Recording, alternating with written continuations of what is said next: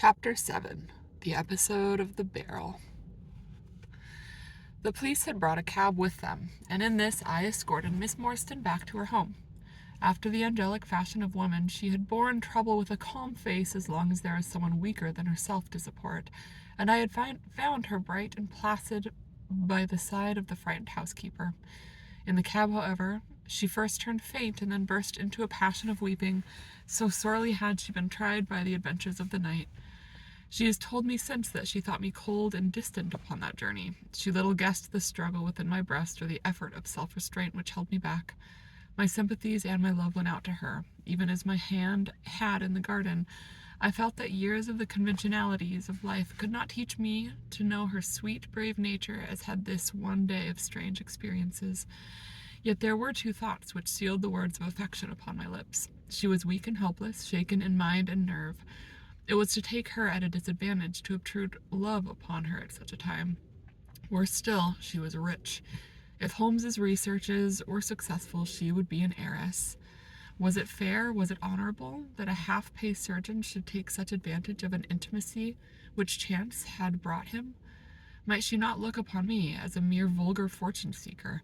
I could not bear to risk that such a thought should cross her mind. This Agra treasure intervened like an impassable barrier between us.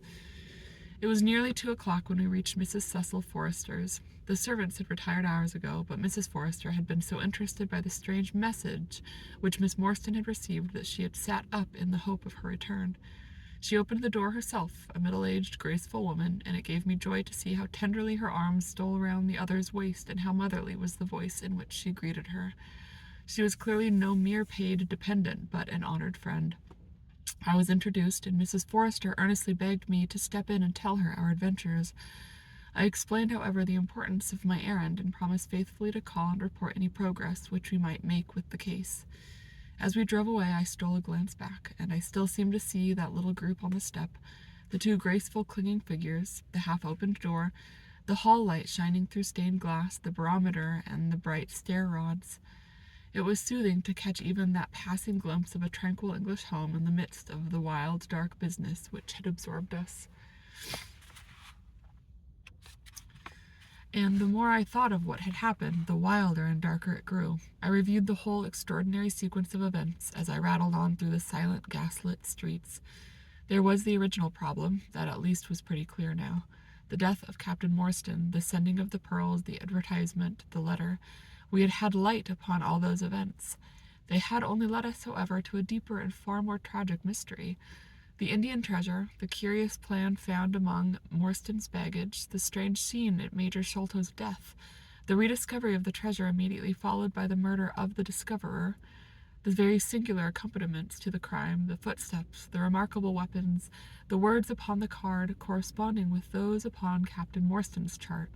Here was indeed a labyrinth in which a man less singularly endowed than my fellow lodger might well despair of ever finding the clue. Pinchin Lane was a row of shabby, two-storied brick houses in the lower quarter of Lambeth. I had to knock for some time at number 3 before I could make any impression. At last, however, there was the glint of a candle behind the blind, and a face looked out at the upper window.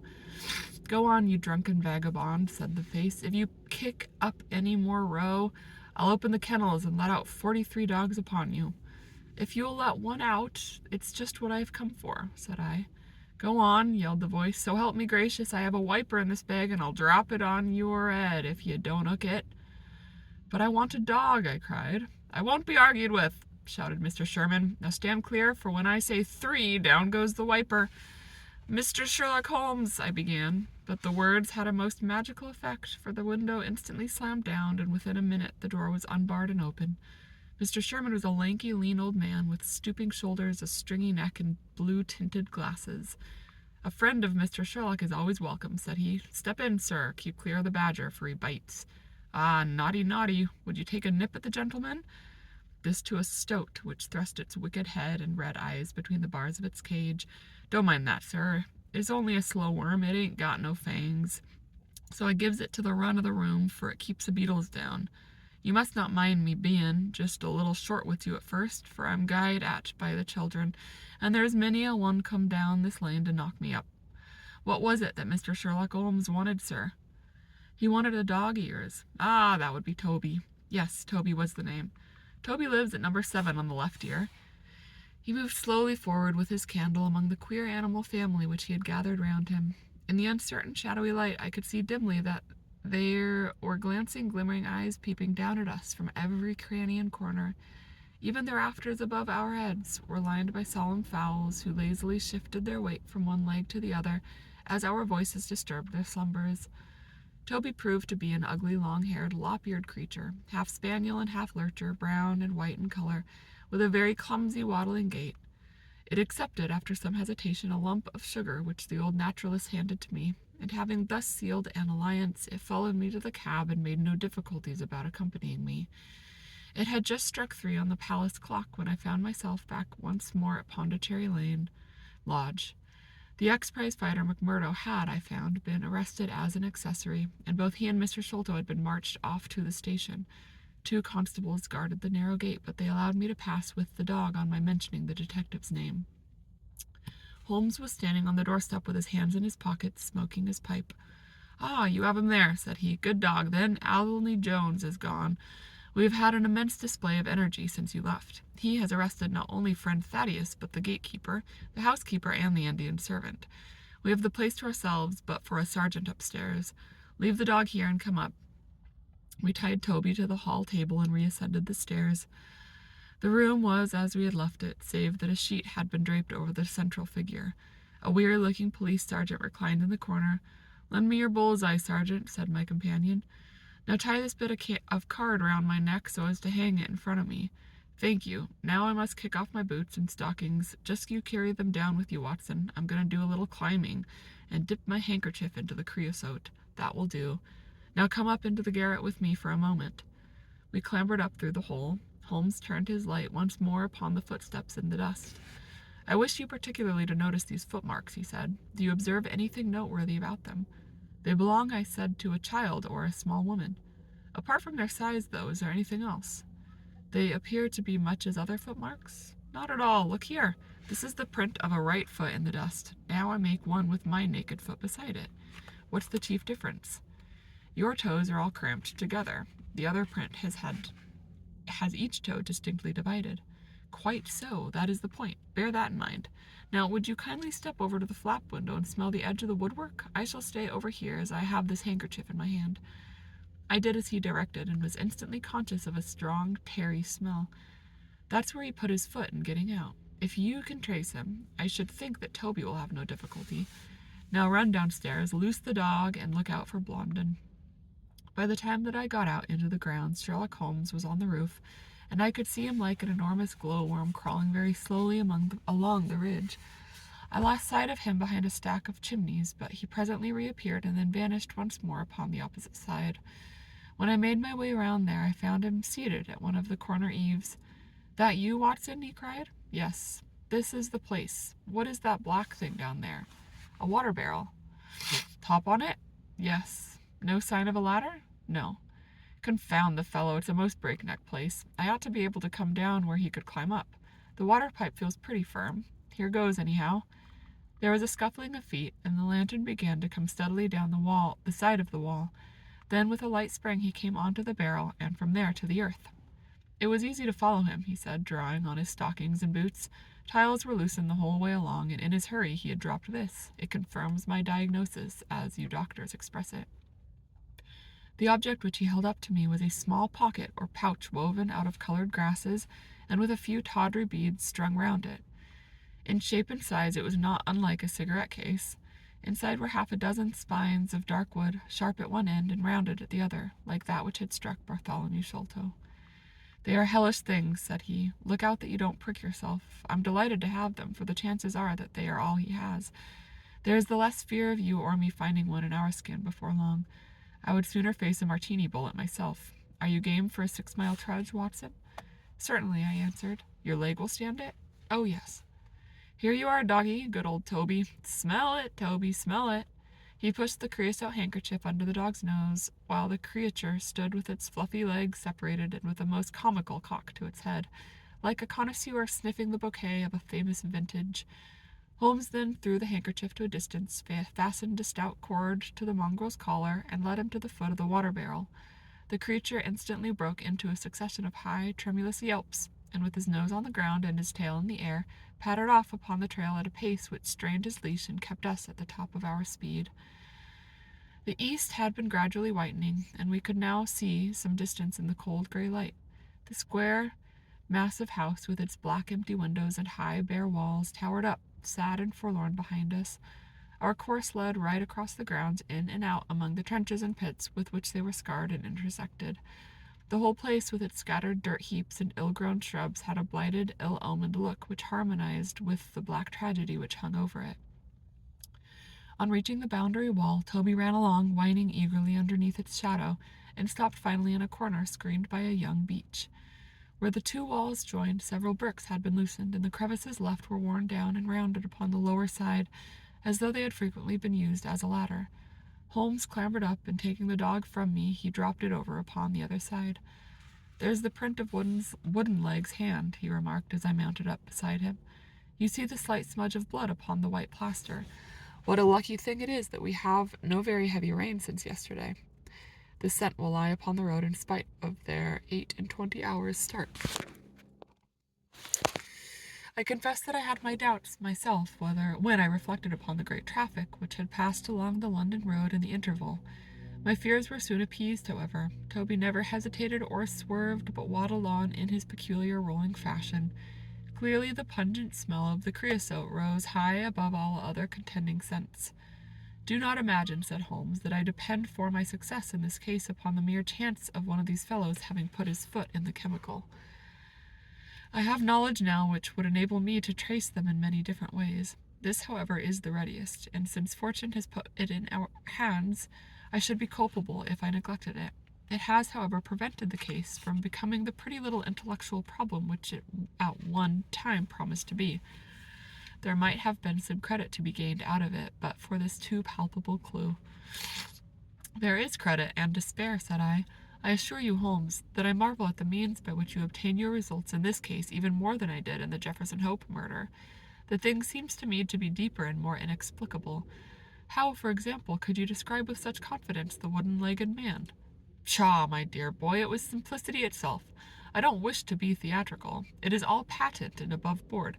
Two officers who are in command of a convict guard learn an important secret as to buried treasure.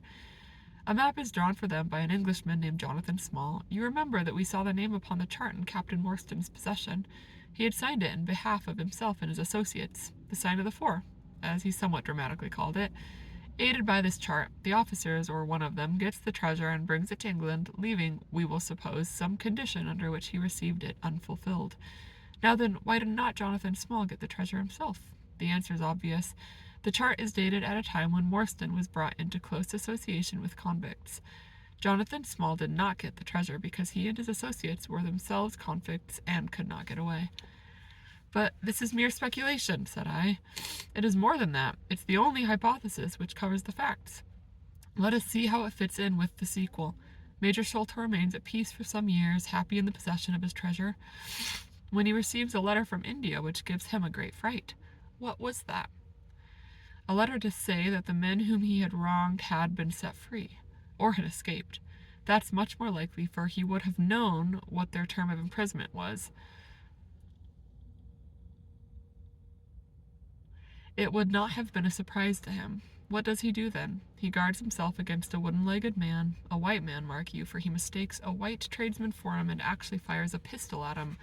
Now, only one white man's name is on the chart. The others are Hindus or Mohammedans. There's no other white man. Therefore, we may say with confidence that the wooden-legged man is identical with Jonathan Small. Does the reasoning strike you as being faulty? No, it's clear and concise. Well, now let us put ourselves in the place of Jonathan Small. Let us look at it from his point of view. He comes to England with the double idea of regaining what he would consider to be his rights and of having his revenge upon the man who wronged him. He found out where Sholto lived, and very possibly he established communications with someone inside the house. There is this butler, Lal Rao, whom we have not seen. Mrs. Bernstone gives him far from a good character. Small could not find out, however, where the treasure was hid, for no one ever knew save the major and one faithful servant who had died. Suddenly, Small learns that the Major is on his deathbed. In a frenzy, lest the secret of the treasure die with him, he runs the gauntlet of the guards, makes his way to the dying man's window, and is only deterred from entering by the presence of his 2 sons. Mad with hate, however, against the dead man, he enters the room that night, searches his private papers in the hope of discovering some memorandum relating to the treasure, and finally leaves a memento of his visit in the short inscription upon the card. He had doubtless planned beforehand that, should he slay the Major, he would have some such record upon the body as a sign that it was not a common murder, but, from the point of view of the 4 associates, something in the nature of an act of justice. Whimsical and bizarre conceits of this kind are common enough in the annals of crime and usually afford valuable indications as to the criminal.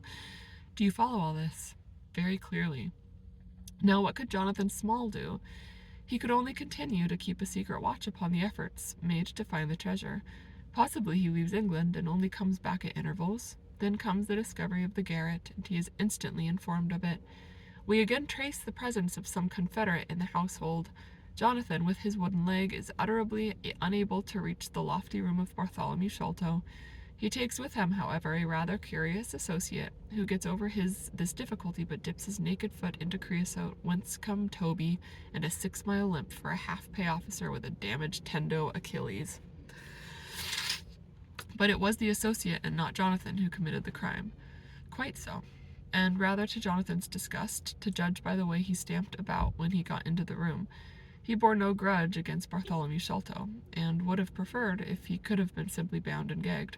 He did not wish to put his head in a halter. There was no help for it, however. The savage instincts of his companion had broken out, and the poison had done its work. So Jonathan Small left his record, lowered the treasure box to the ground, and followed it himself. That was the train of events as far as I could decipher them. Of course, as to his personal appearance, he must be middle-aged, and must be sunburned after serving his time in such an oven as the Andamans. His height is readily calculated from the length of his stride, and we know that he was bearded. His hairiness was the one point which impressed itself upon Thaddeus Sholto when he saw him at the window. I don't know that there is anything else. The associate? Well, there is no great mystery in that, but you will know all about it soon enough. How sweet the morning air is. See how that one little cloud floats like a pink feather from some gigantic flamingo. Now the thin rim of the sun pushes itself over the London cloud bank. It shines on a good many folk, but on none, I dare bet, who are on a stranger errand than you and I. How small we feel with our petty ambitions and strivings in the presence of the great elemental forces of nature. And you work up in your Jean Paul. Fairly so. I worked back to him, though. Carlyle. That was like following the brook to the parent lake. He makes one curious but profound remark. It is the chief proof of man's real greatness lies in the perception of his own smallness. It argues, you see, a great power of comparison and of appreciation, which is in itself proof of nobility. There is much food for thought in Richter. You have not a pistol, have you? I have my stick. It is just possible that we may need something of the sort if we get to their lair. Jonathan, I shall leave to you, but if the other turns nasty, I shall shoot him dead. He took out his revolver as he spoke, and having loaded 2 of the chambers, he put it back into the right-hand pocket of his jacket. We had during this time been following the guidance of Toby down the half-rural villa-lined roads which lead to the metropolis. Now, however, we were beginning to come among continuous streets, where laborers and dockmen were already astir, and slatternly women were taking down shutters and brushing doorsteps. At the square-topped corner public houses business was just beginning, and rough-looking men were emerging, rubbing their sleeves across their beards after their morning wet. Strange dogs sauntered up and stared wonderingly at us as we passed, but our inimitable Toby looked neither to the left nor right, but trotted onward with his nose to the ground, and an occasional eager whine which spoke of a hot scent. We traversed Streatham, Brixton, Camberwell, and now found ourselves in Kennington Lane, having borne away through the side streets to the east of the Oval. The men whom we pursued seemed to have taken a curiously zigzag road, with the idea probably of escaping observation. They had never kept to the main road, if a parallel side street could serve their turn. At the foot of Kennington Lane they had edged away to the left through Bond Street and Miles Street. Where the latter street turned into Knight's Place, Toby ceased to advance, but began to run backward and forward, with one ear cocked and the other drooping, the very picture of canine indecision. Then he waddled round in circles, looking up to us from time to time as if to ask for sympathy in his embarrassment. "What the deuce is the matter with the dog?" growled Holmes. "They surely would not take a cab or go off in a balloon." "Perhaps they stood here for some time," I suggested. "Ah, it's all right. He's off again," said my companion in a tone of relief. He was indeed off, for after sniffing round again, he suddenly made up his mind and darted away with an energy and determination such as he had not yet shown. The scent appeared to be much hotter than before, for he had not even to put his nose on the ground, but tugged at his leash and tried to break into a run. I could see by the gleam in Holmes's eyes that he thought we were nearing the end of our journey. Our course now ran down 9 Elms until we came to Broderick and Nelson's large timber yard just past the White Eagle Tavern. Here the dog, frantic with excitement, turned down through the side gate into the enclosure where the Sawyers were already at work.